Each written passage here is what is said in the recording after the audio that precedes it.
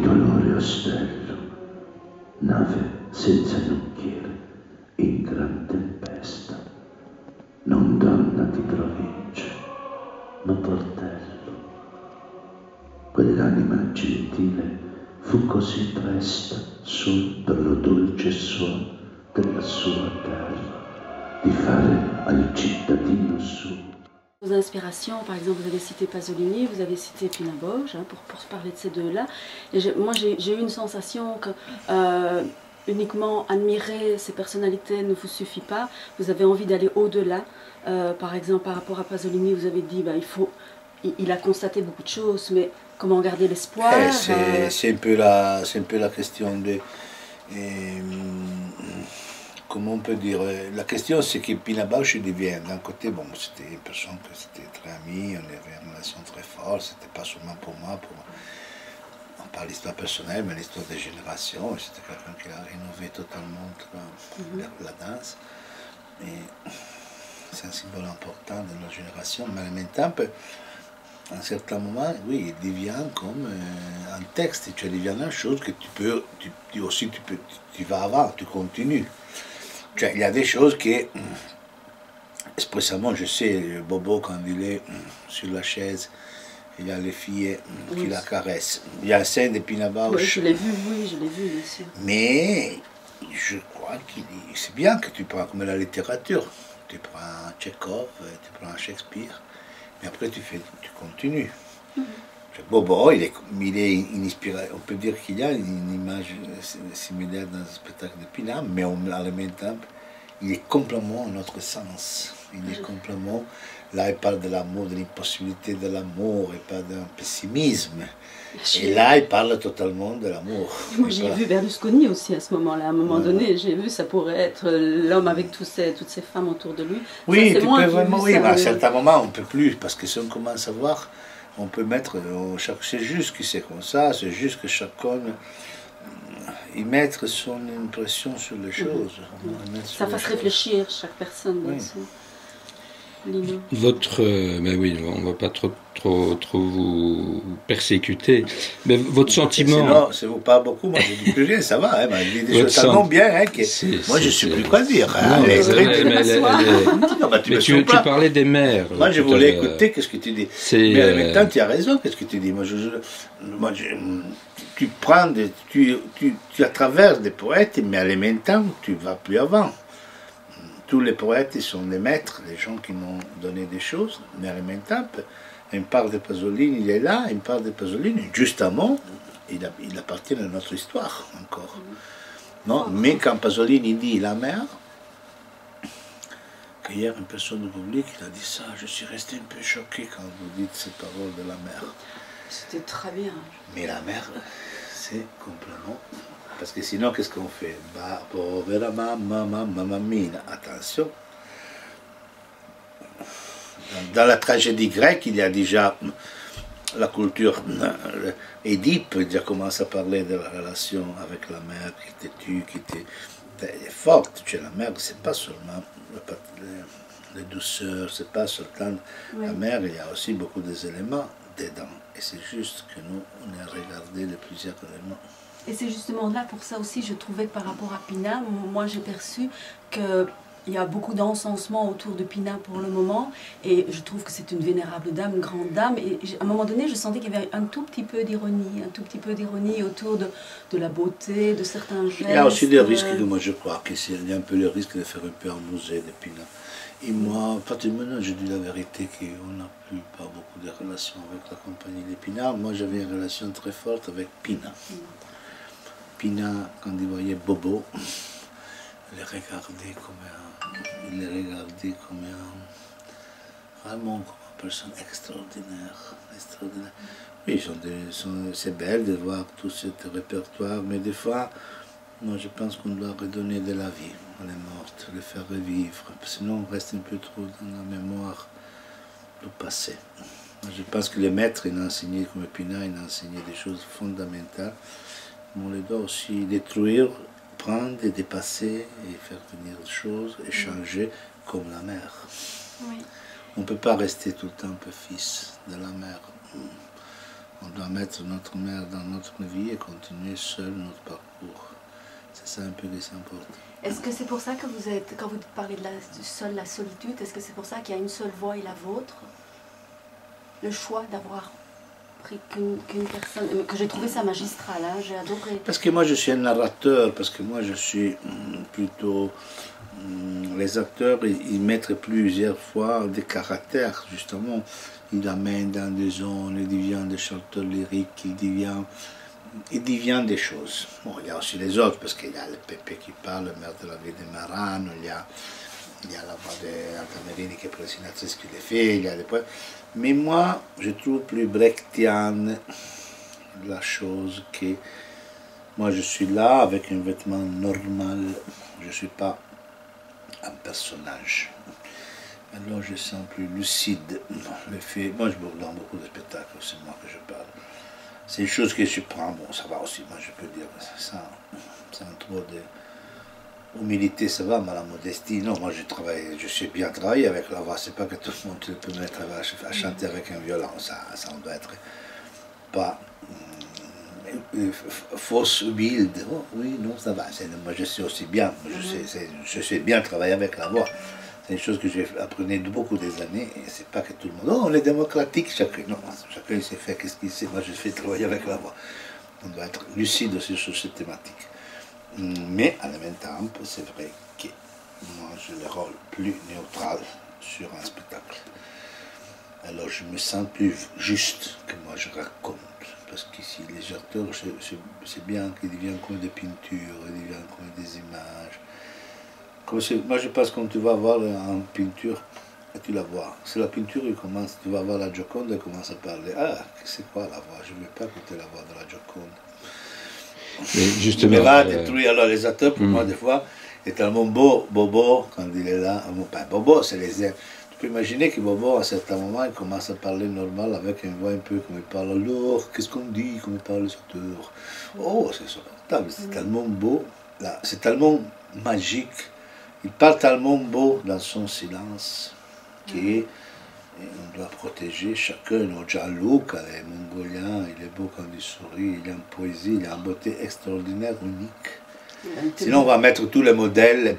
Tout le théâtre des paroles, tout le monde doit parler parce que... Non, là, c'est la banalité des catégories que moi, j'ai déjà rejeté qu'il a minimum 30 ans. C'est ce que critiquait déjà Pasolini en son temps, qui disait le théâtre, c'est des gens qui crient sur des planches, qui craquent. J'ai l'impression qu'aujourd'hui, au niveau de votre discours, il y a un côté vivant qu'il n'y a plus aujourd'hui dans le cinéma. Vous faites une performance, vous êtes plutôt dans un type d'art total, généreux. Est-ce que aujourd'hui ce discours-là du cinéma ne s'est pas basculé au niveau d'une prise de parole un peu plus percutante? Mais nous, on est dans un moment que tous les langages sont tellement complexes. Que c'est absurde de penser qu'on va au théâtre voir l'opéra qu'il est fait normalement. On va voir le théâtre des paroles, la narration, la pièce. On est dans un moment qu'il y a tous les langages qui sont tellement mixés que nous, on peut seulement pas voir la vérité, mais chercher d'aller un peu au cœur des choses. Si on tourne, comme du cubisme, on tourne au rond, on fait de rondes partout. Et là, je me souviens à l'exposition de Picasso, en entrée, il avait une femme de lui, qui avait été fille naturaliste, elle était tellement belle, la fille, et après tu entres dedans et il commence le cubisme. Et tu vois ces filles, horribles, monstrueuses, terribles, fou. Et tu dis, tu vois, peut-être il a vu dans des autres points de vue, dans les lits, dans l'amour, après le sexe. Là, tu vois une autre façon. Et là, je comprends le cubisme. Tu prends autour des choses, et c'est un peu la même chose. Tu cherches d'aller autour. Peut-être pour, quelquefois, toucher la main dans quelque chose. Parce que sinon, le cinéma, il est devenu comme ça. Tu as le même plan. Et c'est ça, à la fin, la recherche des possibilités de vérité, pour moi, c'est fondamental. Ce ne signifie pas le naturalisme. Le naturalisme n'a rien à voir avec la vérité. Moi, je ne suis jamais naturalisme. toutes les choses que j'ai fait, surtout de rythme, de la chorégraphie, il n'y a jamais, moi je ne suis pas comme je suis là, comme ça, tout le temps, je suis dans, moi je travaillais beaucoup la tradition orientale du théâtre, il y a beaucoup dans mon histoire, la tradition orientale de la danse, de corps aussi, sur le travail sur la voix, mais en technique, pour ne pas se perdre, pour, plus comme la musique, pour chercher d'aller autour. Dans le dernier spectacle qui s'appelle Orchidée, je suis allé encore plus avant. Je peux dire la vérité, après la bataille, c'est encore un peu plus traditionnel. C'est-à-dire? C'est-à-dire que dans Orchidée, ma voix, il y a aussi les acteurs qui... J'ai fait Roméo et Juliette, j'ai fait des tests de thème, moi j'ai fait les deux, Roméo et Juliette, tout. Giardino de Chile. Mais je me suis permis, des fois, de laisser complètement... Il y a beaucoup de cinéma dans l'Orchidée, beaucoup. Des films que moi j'ai fait, et des photos, beaucoup de photos. Il y a le vide, il y a un écran de cinéma, et il y a surtout des moments de vide. Tu vois qu'il y a la voix, et les gens ne voient rien. L'espace, il est totalement vide. Alors aujourd'hui, quand Bobo est sorti un peu plus avant, et il laisse l'espace vide, dans le théâtre, tu ne peux pas laisser l'espace vide. C'est la première règle, l'espace doit être tout le temps rempli. Moi, je l'aime, Bobo s'est un peu plus avant, moi j'aime beaucoup le vide. Alors je dis, bon, ça va. Je dis, peut-être le vide, il est déjà un peu plus orchidée. C'est intéressant parce que les expériences se mélangent. Dans Orchidée, je ne suis entré plus dans, ok, maintenant on est là et on regarde un espace, on écoute, ok, installation art, mais sans le risque. Toutes les familles sont des risques. Les familles de l'art contemporain, il y a un autre risque, qui sont des familles un peu trop de vernissage. Moi, j'aime pas le vernissage. Et j'ai fait aussi une exposition, ma première exposition, qui signifie du théâtre sans moi, il y a ma voix, qui s'appelle Ma mère et les autres. On l'a fait à Bayonne, on va reprendre à Paris. Un plan voyage entre le noir et l'obscurité, notre rencontre peut terminer. Mais moi je ne suis pas là, les gens vont aller voir. Et il y a une chambre de Bobo, il y a tout Bobo, avec toutes les choses qu'il a inventées, beaucoup de choses qu'il a inventées pendant les années, qu'il a fait des choses extraordinaires. Mais on ne peut pas remettre. Parce que lui, il a inventé des reggae, il a inventé des personnages de 20 minutes magnifiques, mais tu ne peux pas remettre. Il était là dans l'invention originale. Alors là, j'ai eu la nécessité, pour la première fois, de faire quelque chose, que tu laisses les choses qui vont. Mais pas pour faire l'exposition, parce que j'ai fait la musique, le cinéma, j'ai fait tout, il manquait justement ça. Mais parce que là, tu dois prendre notre temps pour rester à regarder des choses qui sont... Vous parlez souvent de capter les images avec votre appareil téléphone. C'est une manière d'entrer plus fort dans la réalité? Oui, c'est une manière de rester, de regarder les choses que normalement elles te passent trop vite. Des fois, nous on marche, on a beaucoup de choses qui passent et nous on n'a pas le temps de regarder. Alors moi, j'utilisais le téléphone portable, j'ai fait 3 films avec le téléphone, aussi avec des autres caméras, mais la plupart avec le téléphone, les iPhones, qui sont très bien maintenant. Après, j'ai une post-production qui est bien faite, mais je l'ai utilisé pour un peu le contraire des moyens modernes, pour chercher de rester sur les détails, sur le temps, pour chercher de retrouver quelque chose d'ancien que nous, dans la vitesse de la vie, on ne regarde plus. Alors, c'est un peu comme ça, intuitif, mais à la fin, j'utilisais un système moderne pour retrouver quelque chose d'ancien. Moi, je crois aussi que mon théâtre, il est à la fin, il utilise beaucoup d'éléments, mais à la fin, pour retrouver la même thématique qu'il y a dans la tragédie grecque. L'amour, la vie, pourquoi on va mourir, le pouvoir. À la fin, il y a une chose que j'ai trouvée plutôt juste, qu'il a dit quelqu'un à Bologne, et maintenant je la trouve bien, qu'il a dit que mon théâtre, c'est complexe, mais pas compliqué. C'est très complexe, mais pas compliqué. Et ça, je trouvais que lui m'a dit, Briette, hier, je l'ai utilisé après les rencontres, il m'a commencé à c'est trop compliqué ces questions. C'est ça important, la complessité, ma pas la complicità, ma la non complicato. Complicato, c'est un pensée de la tête. L'intellectuel qui est un peu, moi je crois qu'il va éloigner les gens. Les choses complexes, la vie, la mort. Bobo, il est très complexe. Il n'est pas compliqué. On va les rejoindre, Bobo. je crois. Parce qu'on on prend de votre temps. On prend de votre temps. Voilà. Mais c'est une histoire d'amour avec Bobo. C'est la dernière question. Bobo, vous l'avez vraiment rencontré dans... Comment ça s'est passé, cette histoire? Il y a 11 livres, j'écris. Il y a beaucoup de livres. Vous avez un livre, Regarde, Récit des joints. Non, c'est une histoire très longue, très profonde. Mais en résumé, vous l'avez rencontré par hasard? Non, je l'ai rencontré dans un moment de ma vie que j'étais très malade. J'étais malade, je luttais beaucoup contre le problème du sida.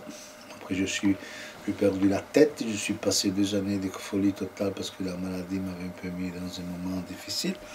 Et pour réassumer, j'ai arrêté de travailler. À un certain moment, il m'avait proposé d'aller dans une hôpital psychiatrique à faire un stage pour des gens, pour des acteurs. Et moi, je suis allé dans cet hôpital psychiatrique dans les moments plus terribles, je peux dire, mais aussi plus juste pour rencontrer Bobo. Alors, à ce moment-là, j'ai vu Bobo. Moi, j'étais complètement sans défense, dans le sens vrai de la parole. J'étais complètement... Je commençais un peu à sortir de la dépression. Après, c'était une dépression liée à la maladie.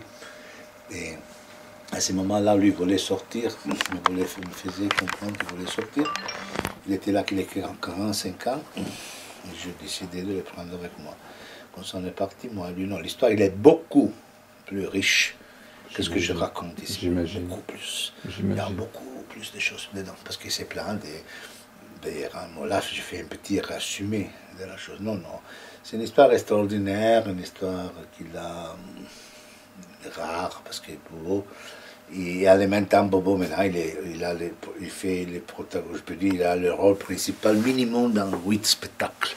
Ça signifie que s'il n'y a pas lui, on n'a pas le spectacle.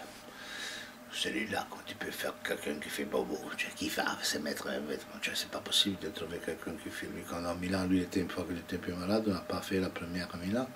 C'est la seule personne dans ma compagnie, mais moi aussi, quand c'est difficile de trouver, qui c'est aussi Jean-Luc, qui c'est totalement insubstituable.